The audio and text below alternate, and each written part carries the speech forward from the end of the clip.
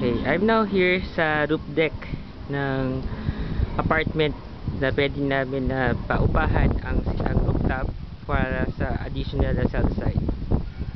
So this is actually the 5th floor, no? This is the open space you can see here. Pwede nyo itayo dito yung mga equipments nyo, yung additional cell site. So that's that, like that. This is the open space which you can still use, no? As of now, meron pong isang cell site dito. Ito po ang Sun Cellular na cell site. Ito po ay nandito na for 10 years na and well secured.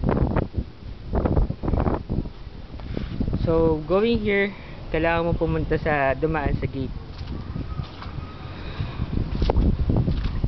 Ayun po yung gate natin sa baba. Ito po yung 3rd floor na pwede pumupahan din. And ipakita ko sa inyo yung yung lugar.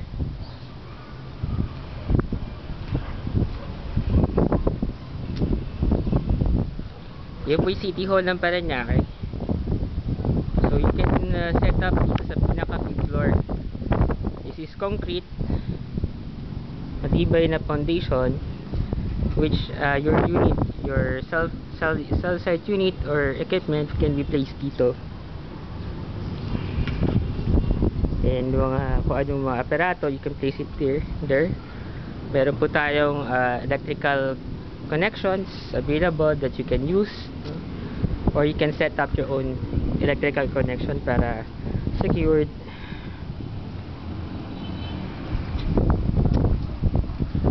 So yun lang po. This is the apartment the cell site space available dito po sa Parañaque. Okay? So you can see there the main road, yung mga sasakyan po dumadaan doon. This is along San Antonio Avenue.